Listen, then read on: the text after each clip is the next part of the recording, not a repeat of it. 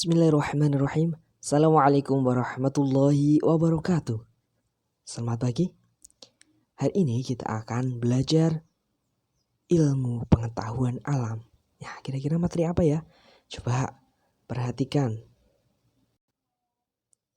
Nah, di sini ada gambar atau video mengenai ikan yang sedang berenang. Tuh. Di akuarium, ada yang punya akuarium di rumah? Ya, kira-kira ada ikan, kemudian ada air, ada tumbuhan ya. Nah, itu terkait materi hari ini apa? Ya, terkait dengan ekosistem ya. Sering mendengar kata ekosistem. Di sini ada kupu-kupu. Jadi, ekosistem ya. Jadi kita akan fokus mengenai ekosistem dan komponennya. Ekosistem terdiri dari dua kata yaitu oikos dan sistema. Nah, oikos itu rumah, sistema adalah bagian yang utuh. Jadi ekosistem merupakan sistem yang dibentuk dalam suatu daerah dan terjadi hubungan timbang balik antara komponen biotik dan abiotik ya. Intinya begitu, adanya interaksi ya antara biotik dan abiotik. Nah, ilmunya sendiri tentang ekosistem disebut dengan ekologi. Oikos itu rumah, logos itu ilmu. Ilmu yang mempelajari tentang rumah atau ekosistem yaitu ekologi. Ini ya, ada gambar di suatu kebun binatang yang lengkap ya. Ada air dan binatang, tumbuhan. Kemudian ada satuan-satuan ekosistem. Yang pertama individu. Individu jelas ya. Artinya berapa? Satu. Nah, dalam bahasa Latin individuum ya. Individu ini yang berarti tidak dapat dibagi lagi. Nah, individu berarti satu organisme, misalnya seekor monyet. Nah, ini ada panda juga ya. Ada yang suka monyet panda. Nah, ini satu itu kata kuncinya. Yang kemudian satuan ekosistem kedua adalah populasi. Berarti kumpulan dari individu sejenis. Nah, ini kata kuncinya adalah sejenis. Nah, kalau enggak sejenis gimana? Ya bukan populasi. Ini yang sejenis dan minimal jumlahnya satu atau lebih dari dua ya. Nah, di sini ada gajah kan. Nah, lebih dari satu. Ini ada jago. Organisme dapat disebut spesies bila menempati daerah yang sama, menghasilkan keturunan fertil serta mempunyai persamaan anatomi ya, morfologi dan fisiologi. Jumlah suatu populasi selalu berubah. Tuh. Kemudian yang ketiga, satuan dari ekosistem adalah komunitas.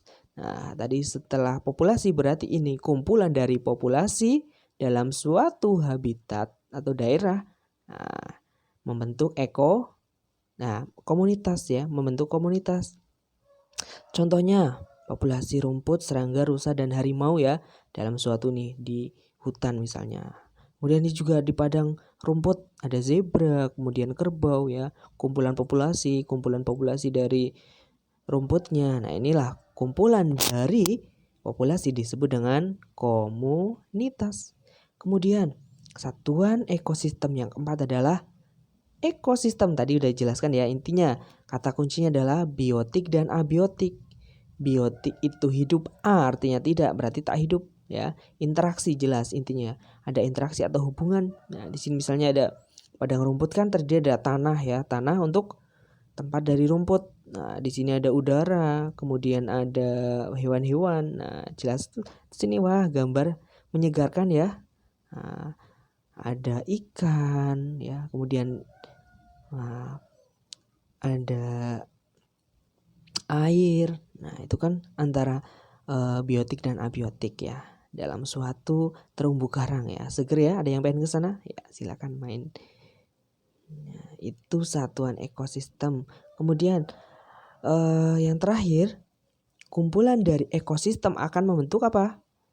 Nah, biosfer ya, bumi biosfer merupakan lapisan permukaan bumi dan atmosfer yang dihuni oleh seluruh makhluk hidup ini ya, keseluruhan dari ekosistem. Tadi adalah satuan-satuan ekosistem. Nah, ini komponennya. Kan ada biotik ya.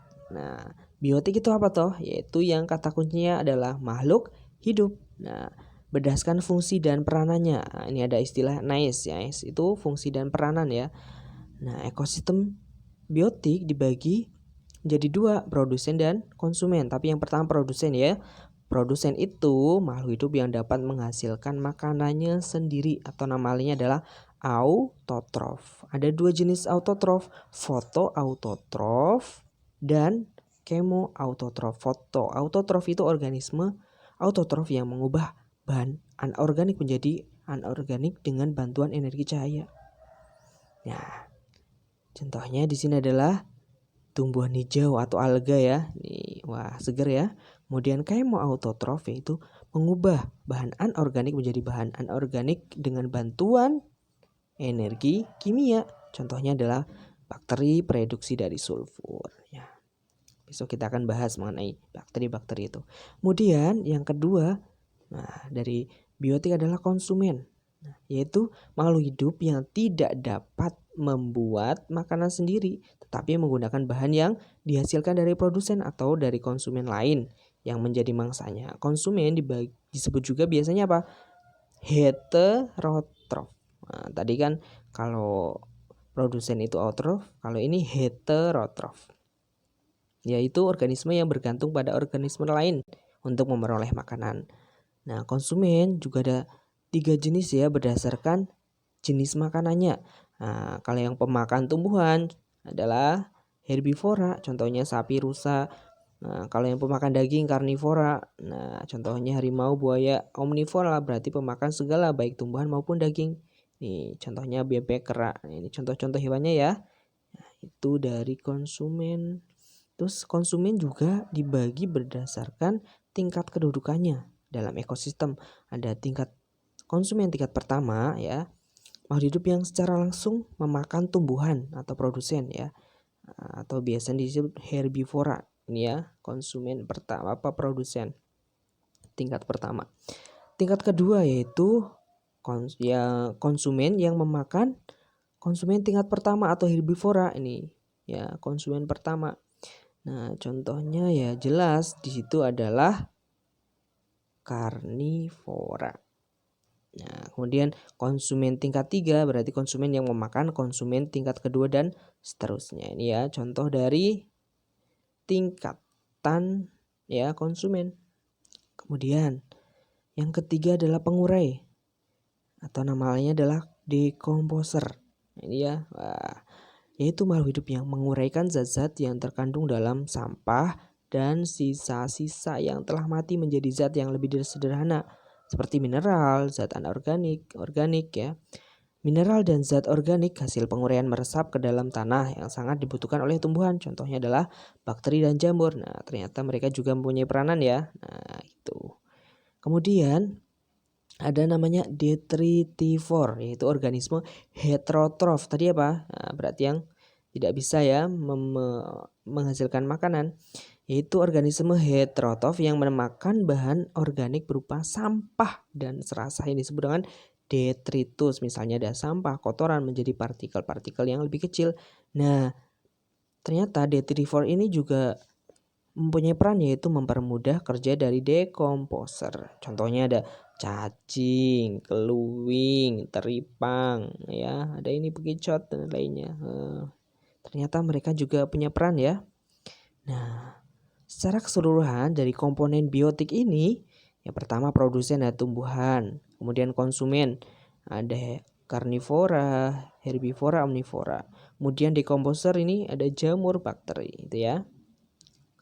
Kemudian komponen abiotik berarti yang tidak hidup. A itu artinya tidak, biotik hidup, tidak hidup. Ya, yang di sekitar makhluk hidup ya, untuk melaksanakan seluruh aktivitasnya ya, untuk mempengaruhi dan mendukung makhluk hidup. Ada air, tanah, udara, suhu, zat ya. Misalnya kalsium, magnesium, zat besi ya. Itu merupakan komponen abiotik. Ya, ini gambar-gambarnya ya. Tanah, air, udara, matahari. Oke. Baik, demikian tadi mengenai ekosistem. Banyak pengenalan dulu. Kita lanjutkan besok. Terima kasih, semoga bermanfaat. Assalamualaikum warahmatullahi wabarakatuh.